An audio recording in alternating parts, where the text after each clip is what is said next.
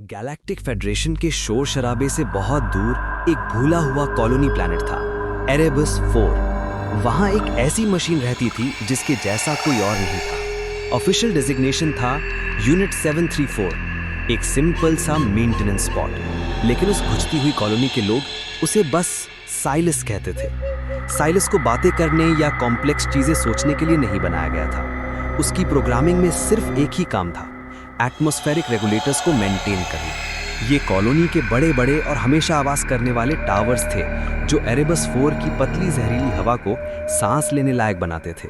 अगर वो फेल हो जाते तो वहां बचे खुचे कुछ हजार लोग खत्म हो जाते। अर्थ के हिसाब से 80 सालों तक हर एक दिन साइलस ने बिल्कुल वही काम किया, वही पेट्रोल। और इस तरीके से क्लिंक वर की आवाज से साइलस अपना काम करता रहा। वो प्रेशर गेजेस चेक करता, बेरिंग्स में तेल डालता और अपनी सारी फाइंडिंग्स चुपचाप सेंट्रल कंप्यूटर को भेज देता, एक ऐसा कंप्यूटर जो खुद टूटा हुआ था। साइलस कभी अपने रास्ते से नहीं भटका, एक बार भी नहीं। भले ही उसके आसपास पूरी कॉलोनी बिखर रही थी, मेटल के घरों पे जंग लग चुका था, बगीचे सूख गए थे और लोग कम होते जा रहे थे। वहाँ के इंसान अकेलेपन और टूटी हुई उम्मीदों से थक चुके थे। उनका ध्यान उस शांत मशीन पर जाता ही नहीं था। उनके लिए वो बस एक नज़ारे का हिस्सा था, एक बेजान सर्वेंट जो कभी थकता नहीं। फिर एक दिन शाम के टाइम साइलस के ऑप्टिकल सेंसर ने कुछ अजीब डिटेक्ट किया। एक माइक्रो मीटियोरॉइड, एक छोटा सा पत्थर जो स्पेस से आकर रेगुलेटर टावर गामा के बहुत ही अंदरूनी हिस्से से टकराया था। उस टक्कर से इतनी बारीक दरार आई थी, एक हेयरलाइन फ्रैक्चर जिसे कोई इंसानी आंख कभी पकड़ ही नहीं सकती थी। लेकिन साइलस के इंटरनल सिस्टम ने डेटा रजिस्टर कर लिया और डेटा साफ था। Catastrophic failure probability 83%। Within 48 cycles, मतलब 2 दिन के अंदर पूरा सिस्टम फेल होने वाला था। हवा जहरीली हो जाएगी।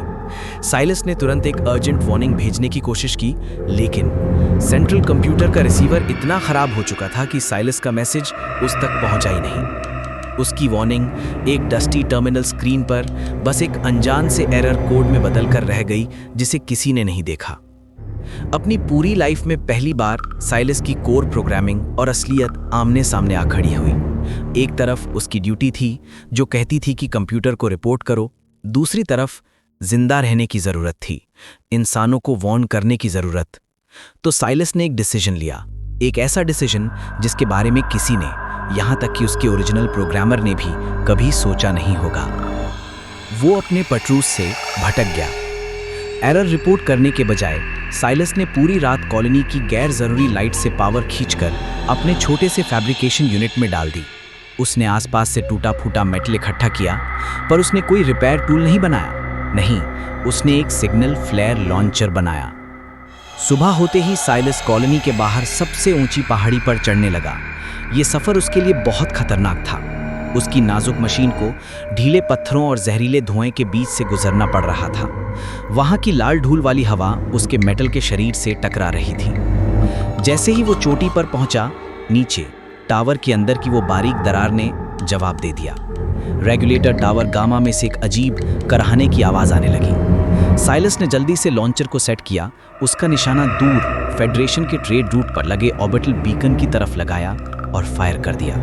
ये कोई मामूली डिस्ट्रेस सिग्नल नहीं था, ये एनर्जी का एक केयरफुली कोडेड बर्स्ट था, एक मैथमेटिकल सिग्नेचर जिसे सिर्फ एक एक्सपर्ट डीप स्पेस नेविगेटर ही पहचान सकता था कि ये कोड में लिखी हुई इमरजेंसी है। इस काम ने साइलस की सारी एनर्जी खत्म कर दी। वो वहीं गिर गया, उसकी क्लिंक वर मोटर लड़खड़ाकर शांत हो गई। नीचे कॉलोनी में रेगुलेटर टावर फेल हो चुका था। एक चीखता हुआ जहरीला बादल कॉलोनी की तरफ तेजी से बढ़ने लगा था। साइलस ने जो आखिरी आवाजें सुनी वो बढ़ते हुए सायरन की थी और घबराए हुए चीखते हुए इंसानों की।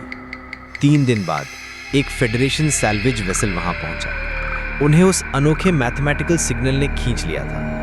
उन्होंने आते ही एटमॉस्फेयर को ठीक किया और बचे हुए सभी कॉलोनिस्ट्स को बचा लिया। सब लोग बहुत कंफ्यूज थे, लेकिन शुक्रगुजार भी। उन्हें वो शांत मशीन पहाड़ी की चोटी पर मिली। उसका छोटा सा फ्लेयर लॉन्चर अभी भी आसमान की तरफ पॉइंट कर रहा था। तब उन्हें एहसास हुआ, जिस बेजान सर्वेंट को वो हमेशा नजरअंदाज करते रहे, उसी ने उन सबको बचाया था। ना किसी ताकत से, ना किसी बहादुरी से, बल्कि अपनी प्रोग्रामिंग से भटक कर लिए गए एक ब्रिलियंट फैसले से। सैल्वेज क्रू ने साइलस को ठीक कर दिया, लेकिन उन्होंने उसका डेजिग्नेशन बदल दिया। अब वो यूनिट 734 नहीं था, उन्होंने उसे नया नाम दिया, द साइलेंट स्टार। साइलस वापस अपने पट्रोन पर लौट गया, उस अब खाली हो चुके एरेबस 4 पर। वहां अब वो अकेला था, सिवाय उन रेस्क्यू क्रूज के जो अब उन टावर्स को धीरे धीरे बंद कर रहे थे। उसने अपनी ड्यूटी पूरी की थी, भले ही उस तरीके से नहीं जो उसे सिखाया गया था। और कभी कभी जब वहां हवा बिल्कुल शांत होती तो आप उसकी हल्की रिथमिक मोटर की आवाज सुन सकते थे, जो अपना आखिरी धीमा पेट्रोल पूरा कर रही थी।